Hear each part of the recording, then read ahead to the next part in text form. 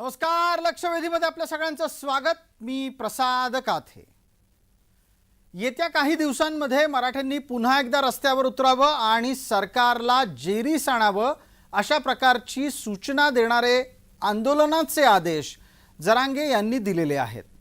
पण ते करत असताना त्यांच्या निशाण्यावर आहे छगन भुजबळ. छगन भुजबळ आणि जरांगे यांच्यातले शब्दबाण हे काही आपल्याला नवीन नाहीत.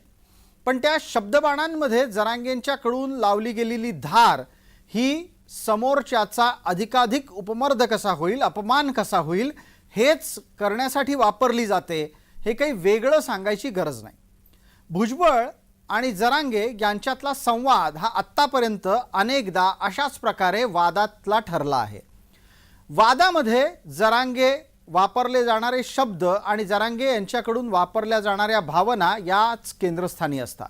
भुजबळ त्यांच्या पद्धतीनं या संपूर्ण प्रकरणावर उत्तर द्यायचा प्रयत्न करतात आणि आत्ताच्या घडीला महाराष्ट्राच्या सरकारनं मराठ्यांना आरक्षण दिल्याच्या नंतर तसं पाहिलं तर भुजबळांवर आगपाखड करण्याची काहीच गरज नव्हती.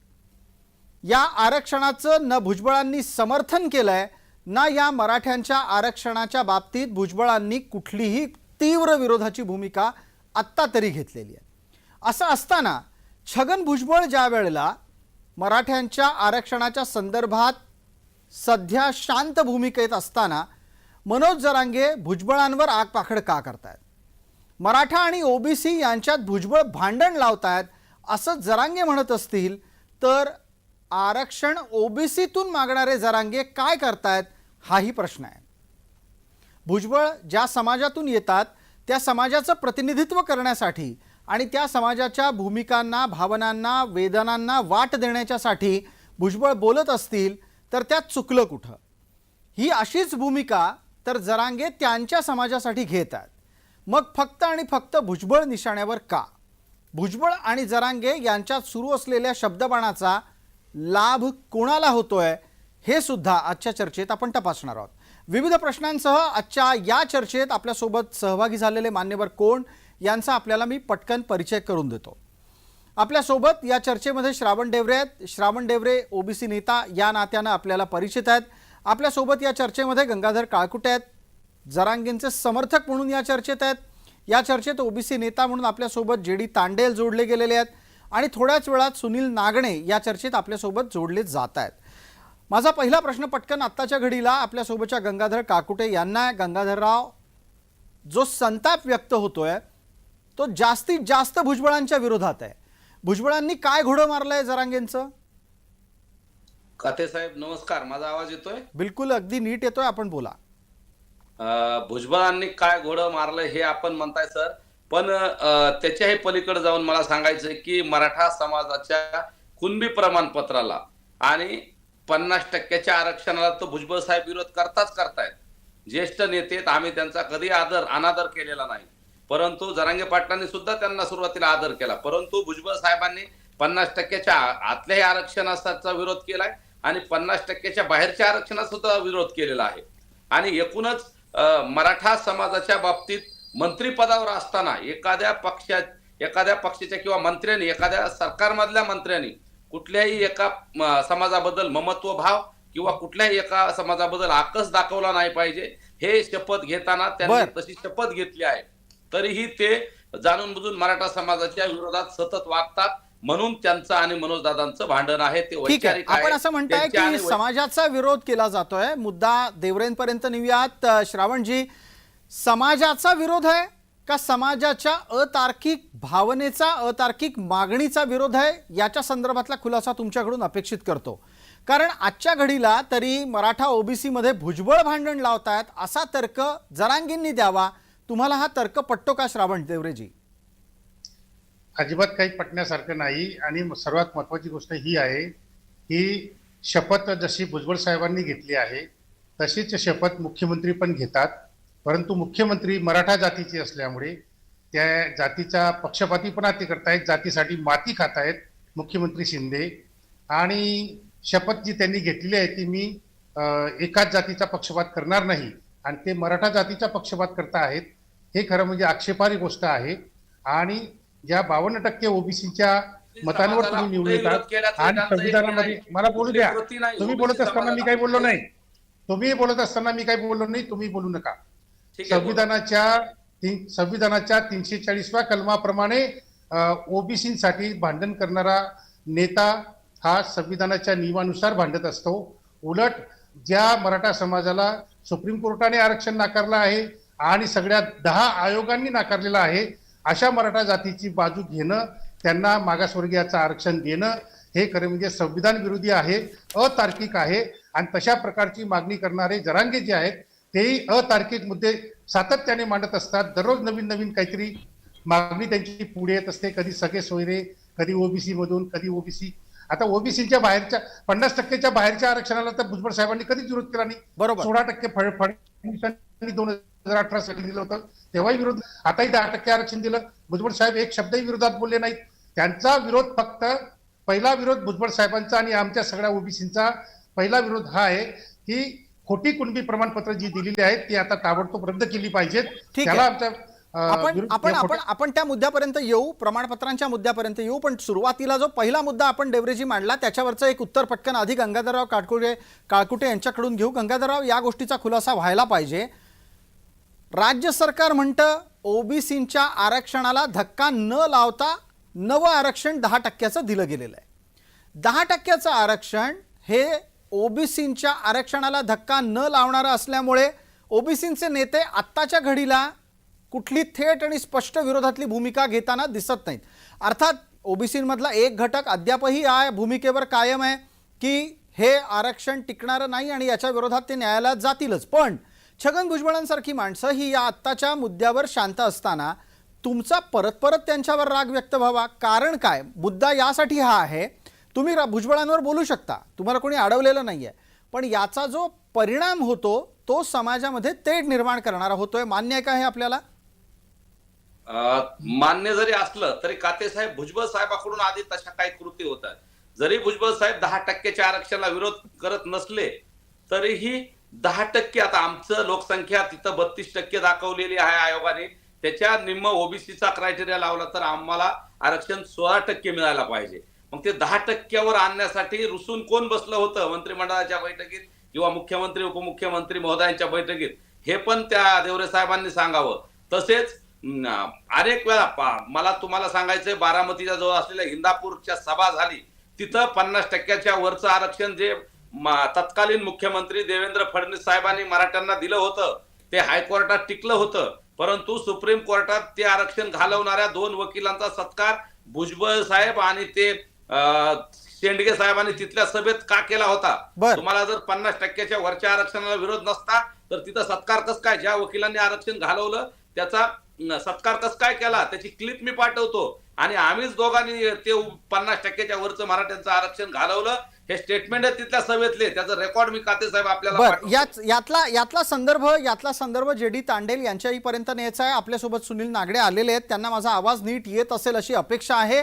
आधी जेडी तांडेल यांच्यापर्यंतचा संपर्क तपासून घेऊ. जेडी साहेब, आवाज येतो? येतोय.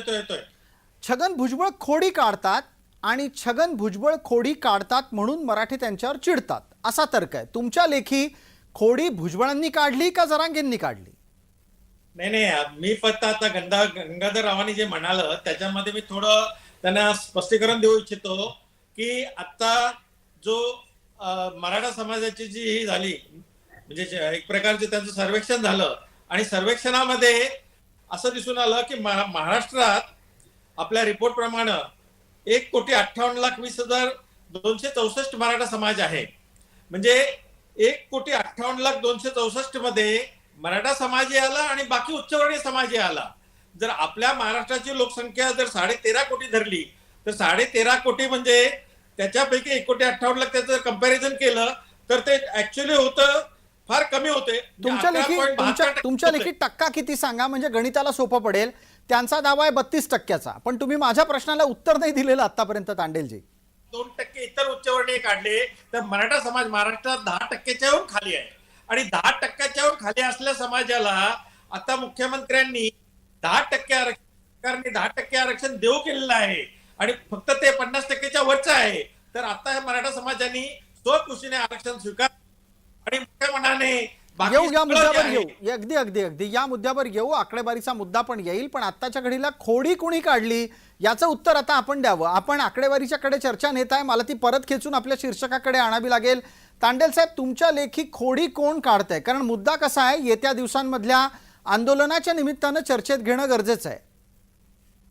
नाही, प्रत्येक वेळी जरांगे पाटील यांच्या मागण्या बदलत चालल्यामुळं भुजबळ साहेबांनी त्यांना सांगितलं जी मागणी आहे मागणीवर ठाम राहायला पाहिजे. सुरुवातीला जरांगे पाटलांची मागणी होती, त्यानंतर त्यांनी बदलली. प्रत्येक वेळी मागण्या बदलत चालल्या आणि त्याच्यामुळं भुजबळ साहेब हे म्हणजे चांगल्या प्रकारे जी जी भाषा आहे ती सुसंस्कृत भाषा वापरत ते बोलतात. परंतु मनोज जरांगे हे काही करून त्यांना म्हणजे शिवीगाळ करतात, हे चुकीचं आहे. ते एक मंत्री आहेत आणि मंत्री राहून आपल्या ओबीसी समाजाचा त्यांनी आरक्षणाचं प्रोटेक्शन करणं हे त्यांचं काम आहे. त्यामुळे ते हे करत असतात. परंतु ते कधीही जरांगेंना काही चुकीचे शब्द वापरत नाहीत. परंतु जरांगे आपल्या आता आवेशात आल्याप्रमाणे वेगवेगळ्या मागण्या करतातच. सरकारला वेठीस धरलंय, परंतु सर्व ओबीसीला वेठीस धरण्याचा प्रयत्न करत आहेत. गंगाधर काळकुटे, एक पटकन 30 सेकंदात याचं उत्तर द्या. सुनील नागडेंकडे या निमित्तानं पुढच्या प्रश्नासह आपण पोहोचणार आहोत. भुजबळ साहेब सुद्धा कधी आरतोर बोललेलं अनेक वेळा बघितलंय. शेपटीवर पाय देऊ नको किंवा असाय जरांगे तसाय आरतोर ते सुद्धा बोलतायत. आणि जरांगे पाटलांच्या बद्दल सांगायचं मुळात तर त्यांची मराठवाड्यातली भाषा आहे. तुम्ही रावसाहेब दानवे मंत्री महोदय आहेत, संदीपान भुमरे साहेब आहेत, यांची भाषा बघा आणि जरांगे पाटलांची बघा. यांच्या आणि ते ग्रामीण आमच्या मराठवाड्यातल्या ग्रामीण बोली भाषेत बोलतात आणि ते आरेतोरेची भाषा आमच्या तिकडे आहे म्हणून बोलतात. याचा अर्थ ते त्यांना एकट्याला बोलतात असं नाही, आमच्याचही बोलताना मनोज दादाची भाषा शैली तिकडली तशी असल्यामुळे तसं वाटतंय. आणि राहिला विषय ठीक आहे साहेबांनी सांगितलं, गंगाधरराव तुम्ही बचावाच्या साठी असं म्हणताय की म्हणे ही स्थानिक भाषा आहे, स्थानिक भाषा बोलायला गेली तर मग देवरे साहेब भुजबळांना पण नाशिक आणि उत्तर महाराष्ट्राची स्थानिक भाषा अगदी पक्की येत असेल, त्यांना तर माझगाव मधली मुंबईतली पण खास भाषा येत असेल. अहो, खानदेशकडे उत्तर महाराष्ट्राकडे जरांगे विचारही करू शकत नाही. इतक्या वाईट पद्धतीने बोलता येईल. भुजबळ साहेबांनाही बोलता येईल, आम्हालाही बोलता येईल. पण भुजबळ साहेब हे जबाबदार पदावर आहेत, आमदार खासदार मंत्री अशा सगळ्या महत्वाच्या पदांवर राहून चुकलेले आहेत. आणि एक महाराष्ट्राची जी संस्कृती आहे, फुले शाहू आंबेडकरांची संस्कृती आहे, ही संस्कृती जी आहे ती भुजबळ साहेब तंतोतंत पाडतात. आणि कधीही जरांगेचा त्यांनी अपमान केलेला नाही. फक्त जरांगेने जी काही घाणेरडी आणि अत्यंत हिनकस असंस्कृत अशी भाषा वापरली, तिला उत्तर देण्यासाठी भुजबळ साहेबांना एकदा थोडीशी एक पायरी खाली उतरावी लागली. कारण तसं जर भुजबळ साहेबांनी केली नसती तर भुजबळ साहेबांच्या बद्दल चुकीचा मेसेज गेला असता. भुजबळ साहेबांना जशा तसे उत्तर द्यावं लागलं. ठीक आहे, तुम्ही सांगताय क्रियेला प्रतिक्रिया आहे. अर्थात कायम क्रियेला प्रतिक्रिया देताना प्रतिक्रिया देणाऱ्याचा अनुभव, वय, मान सगळं पाहिलं जातं आणि यातूनच सिद्ध होतं की कोण वय, मान, अनुभवानं परिपक्व आहे. सुनील नागणे आपल्यापर्यंत येतोय. माझा पुढचा मुद्दा आपल्यासाठी असा आहे, चर्चेला एक नव्या टप्प्यामध्येही आपल्याला घेऊन जायचं आहे. त्यानिमित्तानं एका गोष्टीचा खुलासा करा. आता भुजबळांवर रागराग करणं हे जरांगे यांच्या अजेंड्यात असायला पाहिजे का त्यांनी राग त्यांचा करायला पाहिजे ज्यांनी 10% आरक्षण दिल्यानं जरांगेंचं समर्थन झालं नाही? जरांगेंनी कोणावर चिडायला हवं, भुजबळांवर का सरकारवर? जय भवानी दादा. नमस्कार. जय भवानी. मुद्दा असा आहे की चिडायला कुणावर पाहिजे, तर चिडायचा विषय हा कधी येतो, जर आपल्या मागणीवर आपण ठाम असू, आपल्या दिशेवर आपण ठाम असू, तर कोणावर चिडायचा काय प्रश्न येतो? मुद्दा एक. दुसरा मुद्दा, भुजबळ आज बोलत असतील किंवा जरांगे बोलत असतील, हे गेले 4 महिने आपण पाहतोय की सातत्यानं भुजबळ आणि मध्ये नाक खुपसायचं, पुन्हा इकडून तिकडं बोलायचं. हे आमची कधीही मागणी नाहीये किंवा आमचा हा विषय पण नाहीये.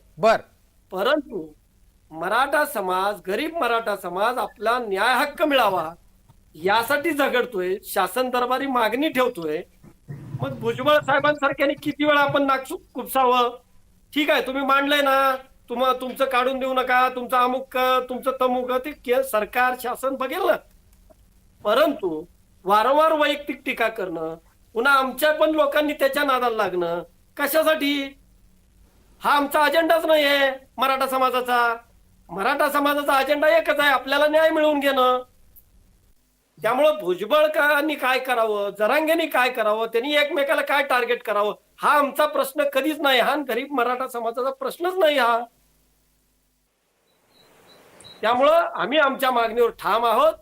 त्यांनी जर काय त्यांना भांडायचं असेल, मुद्दा सोडून भांडायचा असेल, तर त्यांनी खुशाल भांडत बसावं. तो गरीब मराठा समाजाचा प्रश्न नाहीये. ठीक आहे. सुनील तांगडे, आपण अत्यंत तार्किक अशा स्वरूपाची आणि एक मध्यम मार्गी भूमिका घेताना दिसताय की भुजबळांशी वाद घालून काही मिळणार नाही. ना भुजबळांनी नाक खुपसावं, न जरांगेंनी भुजबळांशी भांडावं. मला एक छोटा प्रश्न अजून आहे आणि त्याचं उत्तर तुमच्याकडून घेतल्यानंतर मी तांडेल यांच्यापर्यंत पोहोचेन. मला नागणेजी, आपण आधी याचा खुलासा करा की मग नक्की आत्ताच्या घडीला मागणी काय ठेवायला पाहिजे आणि 10% आरक्षण मिळाल्याच्या नंतरही मागण्या बाकी राहतात? नाही, मागणीची स्पष्टता अशी आहे बघा.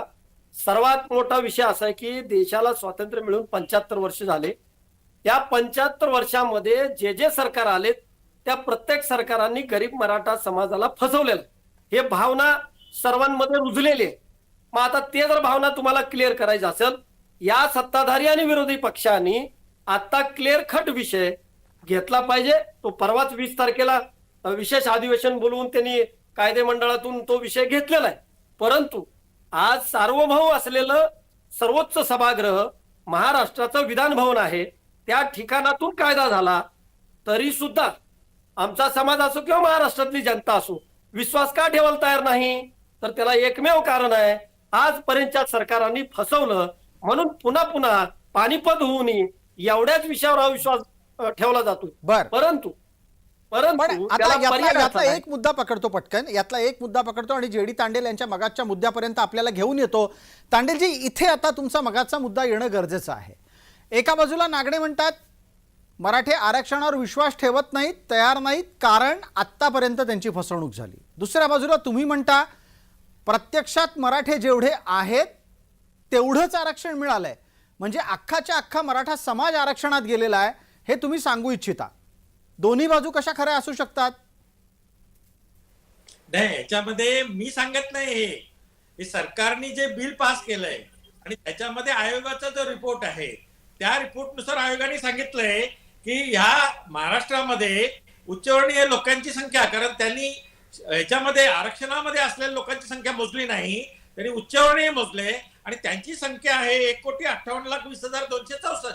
आणि ही लोकसंख्या जी आपल्या आत्ताची लोकसंख्या महाराष्ट्राची पकडली तर ती 13.5 कोटी आहे. आणि 13.5 कोटीच्या प्रपोर्शन मध्ये ह्या उच्चवर्णीयांची संख्या होते 11.72%.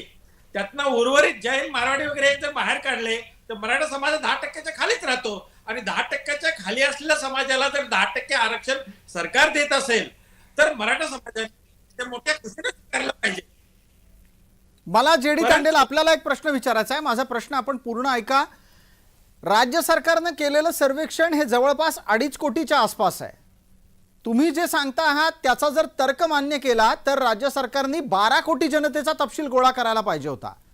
जर 12 कोटीचा तपशील सरकारकडे नाही, सॅम्पल सर्वे म्हणून नव्हे पण प्रत्यक्ष जाऊन त्यांनी इम्पेरिकल डेटा, सूक्ष्मतम नोंदींच्या माध्यमातून अधिकाधिक मराठ्यांचं सर्वेक्षण करायचा प्रयत्न केला असं ते सांगतात, मग या आकडेवारीला कसं काय प्रमाण मानायचं? नाही, आकडेवारीला प्रमाण मानू शकत नाही, कारण जोपर्यंत महाराष्ट्राची जातवार जनगणना होत नाही, सगळ्या जातींची जनगणना होत नाही, तोपर्यंत कुठलीही आकडेवारी दिली कुठल्या एका समाजाची तर तिला प्रमाण मानता येतच नाही. त्याच्यामुळं आता आम्ही सुद्धा गरीब मराठ्यांना काहीतरी मिळालं पाहिजे आरक्षण, त्याकरता आम्ही सुद्धा त्यांचा विरोध करत नव्हतो. परंतु जेव्हा जरांगेंनी सुरुवातीची मागणी सोडून नंतर आम्हाला ओबीसीतलंच पाहिजे, म्हणजे आमच्या ताटातलं, ओबीसीच्या ताटातलं, गोरगरीब ओबीसी ताटातलंच पाहिजे, तेव्हा मग भुजबळ साहेबांनी असू दे, संपूर्ण ओबीसी समाजाने, या महाराष्ट्रातल्या 60% ओबीसीनी विरोध करायला सुरुवात केली आणि पूर्ण महाराष्ट्रभर तो विरोध होऊ लागला आहे. आणि आज अशी गमस्त आहे की आता स्वखुशीने हे दिलेलं आरक्षण मराठा समाजाने स्वीकारावं, नाहीतर याचा जे परिणाम, याचे नुकसान आहेत ते मराठा समाजाला भोगावे लागतील. याच्यावरचं उत्तर गंगाधर काळकुटे देतील. गंगाधरराव, मुद्दा पोहोचला असेल, विषय समजलेला असेल, पटकन उत्तराची सुरुवात करा, वेळ मर्यादा आहे. 1 मिनिट आपल्याकडे आहे. आमची लोकसंख्या ही आम्ही म्हणतो 5-5.5 कोटी, आम्ही एकटेच 50-55% असं मनोज दादा म्हणतात. मी वेगवेगळे दावे करेन देवरेजी असतील किंवा बाकी त्यांचे सहकारी ते वेगळे दावे करतायत. त्याच्यासाठी झाले पाहिजे आमचं मत आहे. 54% ओबीसी आहेत, पण त्यात कुणबी म्हणून मराठा सुद्धा आहेत पहिले काही. हे सगळी ही वास्तवता आहे. आम्ही ऍक्च्युअली 32% आयोगाने आम्हाला सांगितलंय मराठा समाज 32% आहे. तर 32%च्या 50% होतंय ते 16% आरक्षण पाहिजे आम्हाला.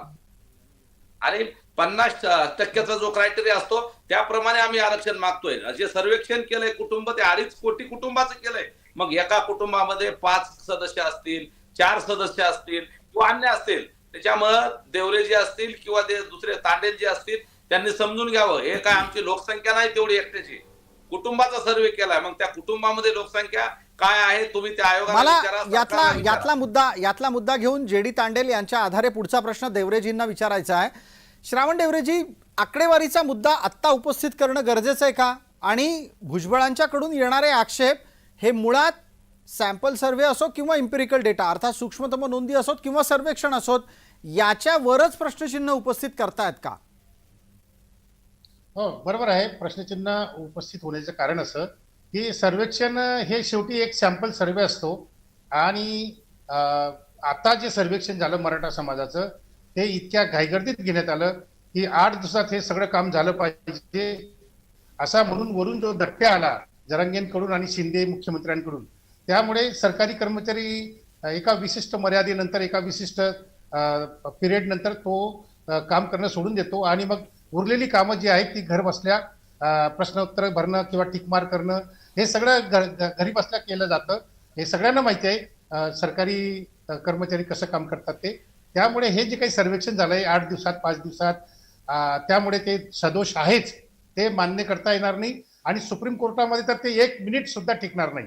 त्यामुळे खात्री जी द्यायची आहे ती याच्याबद्दल की हे आरक्षण टिकणार नाही याची खात्री दिली पाहिजे. कारण गायकवाड आयोगाचं सर्वेक्षण सुद्धा सुप्रीम कोर्टाने नाकारलं आणि सुप्रीम कोर्टाने स्पष्टपणे सांगितलं की गायकवाड आयोगाची आकडेवारी, त्यांनी केलेली आकडेमोड ही सगळी बदमाशी होती आणि ओढून ताडून मराठा समाजाला मागास ठरवण्याचा प्रकार गायकवाड आयोगाने केला. तसा आता हे शुक्रे आयोग यांनी पण तोच केलेला आहे. कारण गायकवाड आयोग हा ओबीसी आयोग नव्हता तर तो मराठा आयोग होता. आणि हा शुक्रे आयोग जो होता हा आधी खरा ओबीसी आयोग होता, पण ओबीसी सदस्यांना दडपण आणून बळजबरीने त्यांना राजीनामा द्यायला सांगून ओबीसी सदस्य घालवले आणि मराठा सदस्य घेऊन या शुक्रे आयोगाला मराठा आयोग करून नंतर मग ओढून ताडून मराठा समाजाला मागास ठरवून हे 10% आरक्षण दिलेलं आहे. ठीक आहे गंगाधर काळकुटे, आपण हा मुद्दा ऐकल्यानंतर एक गोष्ट लक्षात आली असेल तुमच्या, राज्य सरकारनं जे आरक्षण दिलेलं आहे ते न भुजबळ समर्थक खुलेआम आणि पटकन स्वीकारायला तयार दिसत आहेत. मग तुम्ही दोघंही एकाच बाजूचे होता.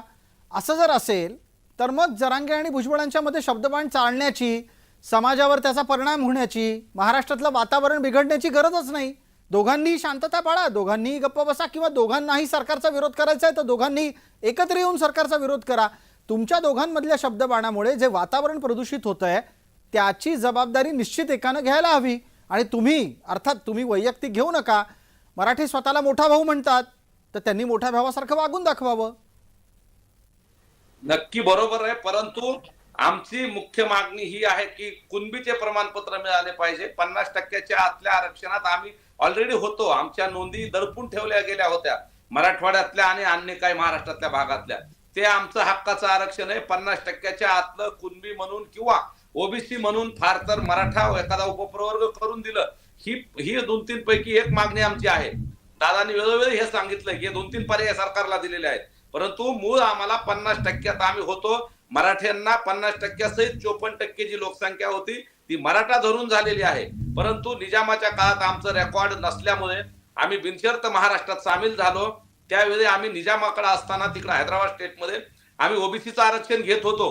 तर इकडे आल्यानंतर आम्हाला जशाच्या तसं ते ओबीसीत घालणं गरजेचं होतं, परंतु 1960ला तसं झालं नाही म्हणून तो प्रॉब्लेम तयार झाला. नाही तर ऑलरेडी आम्ही ओबीसी मध्ये आहोत, परंतु आमचा बॅकलॉग आता भरून काढण्याची वेळ आलेली आहे. आमच्या वाट्याचं आरक्षण इतर ओबीसी बांधवांनी लाटलेलं आहे, घेतलेलं आहे असं माझं ठाम मत आहे.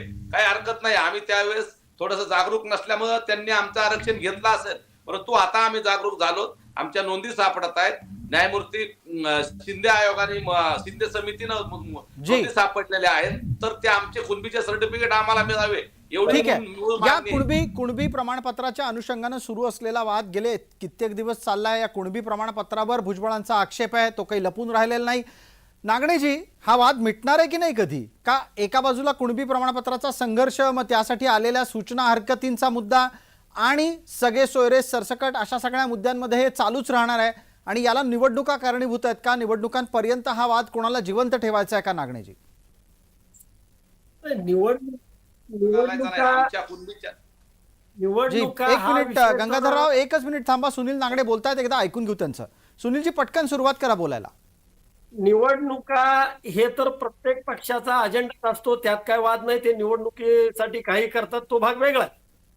परंतु आज मराठा समाजाला मराठा म्हणून आरक्षण मागत असताना किंवा कुणबी प्रमाणपत्र सरसकट मागत असताना त्याचा प्रश्न आज 50% सुटलेला आहे. 20 तारीखला जे कायदा केला त्याच्यामध्ये मराठा म्हणून जे 10%चा विषय आला, ते टक्केवारी भाग वेगळा आहे, तो नंतर पाहू. परंतु 10% देण्याचं जे या शासनानं निर्णय घेतला, त्या निर्णयाचं आम्ही का करतोय, तर त्याच्यामध्ये काय ज्या खोडी आहेत त्या खोडी आता बाहेर निघाल्या पाहिजे. ते 10% जे दिलेलं आहे त्या 10%चं व्यवस्थित मध्ये सुप्रीम कोर्टातून आल्यानंतरच आमचा विषय पुढे येणार आहे. परंतु आज जे आपण म्हणलेलं आहे की हे सर्व जे चाललंय हे वाद मिटणार का, तर 50% आमचा वाद इथं आलेला आहे, इथपर्यंत आलेला आहे, मिटत आलेला आहे. परंतु वारंवार आयोग, मराठा आयोग होता, अमुक होता, तमुक होता, हे जे काय जातीवादातून बोललं जातं, हे जातीवादाकडे घेऊन गेलं जातं, हे फार चुकीचं आहे. ठीक आहे, याच्यावरची 30 सेकंदाची विनंती प्रतिक्रिया लागेल. याच्यावर 30 सेकंदाची प्रतिक्रिया लागेल. एकाच वेळेला सुनील नागणे, गंगाधर काळकुटे आणि श्रावण डेवरे दोघांच्या साठीच ही प्रतिक्रिया देत आहेत. पहिला मुद्दा आधी गंगाधर, आपल्यासाठी तुमचा लढा 50% यशस्वी झालाय, भांडणं 50% कमी होणार आहेत का?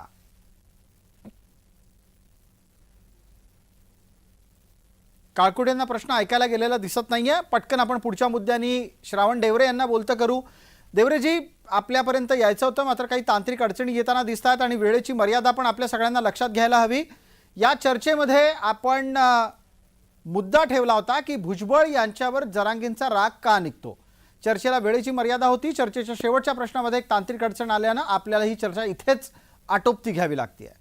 या चर्चेत जे सर्व मान्यवर सहभागी झाले त्यांचे मनपूर्वक आभार.